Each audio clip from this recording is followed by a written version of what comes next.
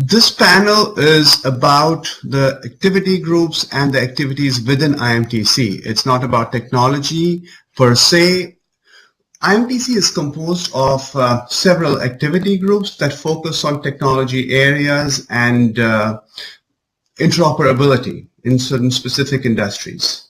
So I have with me today a panel with several of the activity groups. We have 4 activity groups represented here, and we will be going through these activity groups one by one so you can get an idea of what happens in the activity group, how does IMTC really work, what value does it add.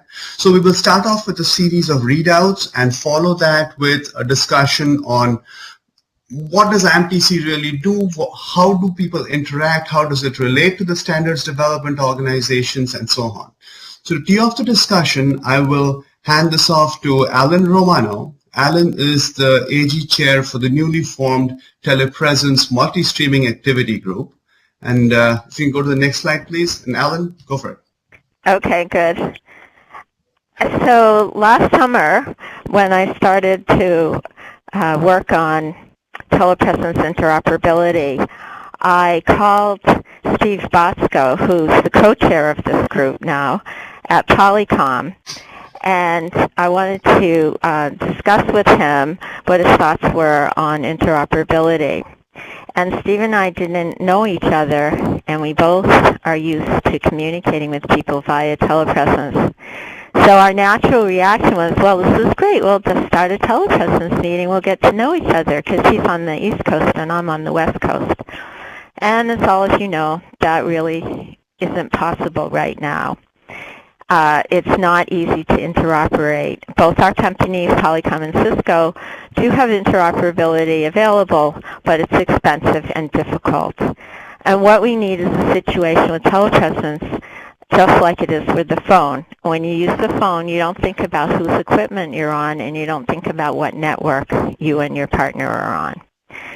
So that really says, I think, that really captures what the telepresence AG is all about. It's all about making telepresence easily interoperable, just like the telephone system, to reach the tremendous potential of telepresence growth. So there are already standards for the infrastructure of telepresence. There's a standard for coding, and there's a standard for media exchange, and there are interoperability, and there are signaling standards both in the IETU and the IETF. But what we all agree there isn't is there is not a standard for how you direct and handle multiple streams of video and data. There's no agreed upon way to take multiple streams and display them on multiple screens. And everybody agrees that this is really the most important thing that's missing from standards right now that will make interoperability easy. So what we're looking for is a standard for multi-streaming. Now, all of our systems use SIP, so the first place that we want to do a standard is in the IETF. We'll liaise with ITU, and undoubtedly ITU will do standard similar as soon as the IETF standard is well underway. But we'll need to do these things sequentially, and we'll start in the IETF. Before we go to the IETF, we're a very cohesive industry. Once we're in the IETF, people will come at multi-streaming from very different perspectives. But we all, within the IMTC, have similar goals. And it's really important for us to work together and have consensus and common language and a common problem statement that will solve our problem. And then we can go to an SDO and start working on a standard. So this is a tremendously important role that the IMTC is playing by offering it a place where we can learn to work together and gain this consensus.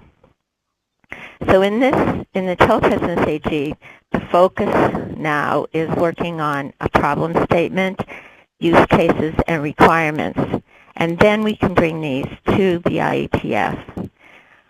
We're well underway, and we have a very aggressive schedule. We're aiming to be in the IETF by July.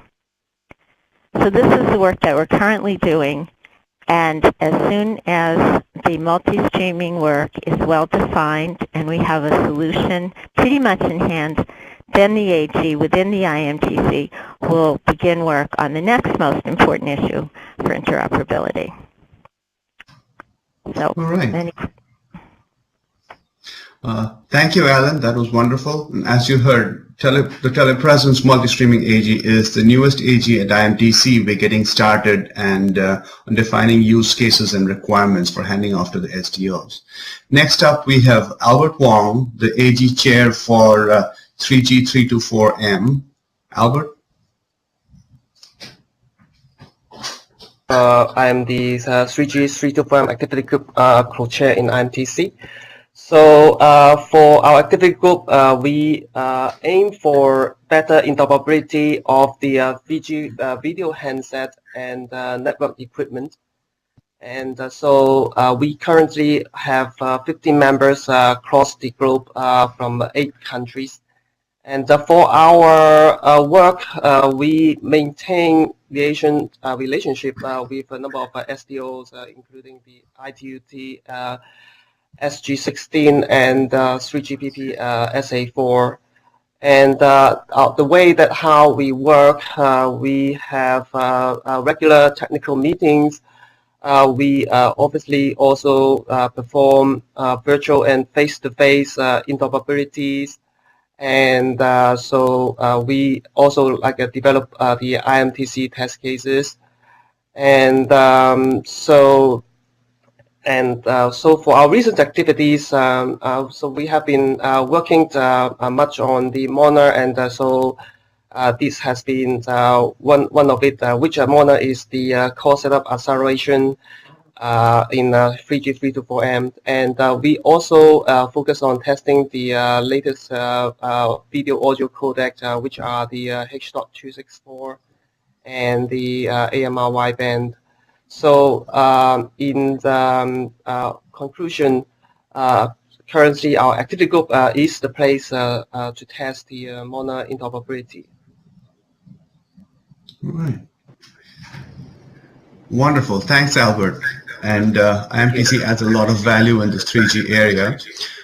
So our next activity group also has to do with mobile. And this will be Tsahi talking about voice over LTE. Okay, hi, I'm Tsahi Levent-Levi. I'm from Radvision and I'm the chairman of the IMS activity group. What I would like to talk about is voice over LTE, which is the latest activity that we have within the IMS activity group. Next slide. So first of all, LTE. When we talk about LTE, this is 4G for mobiles. It's a world where all the network is an IP network and there is no circuit switching. And the question for operators here is how do they manage the voice and the SMS that they have up until now running over circuit switching when they need to move to an IP kind of a network. Next. And the answer comes in the form of IMS, but not the fully fledged IMS network, but an initiative that is called One Voice. It started last year by 18 operators and came to life in the beginning of this year. And their focus is in solving the voice and SMS problems using IMS. So they took IMS, they threw out of it all the rest of the things, they simplified it to a point that will make it easier for operators to actually take it and then launch their networks with it, so that they can begin working over IP networks with their own services that they had up until now over LTE. Next. What happened then is the GSMA adopted One Voice and renamed it to Volte, Voice over LTE. And again, it talks today about voice and SMS, how you do roaming, how you deal with supplementary services for voice,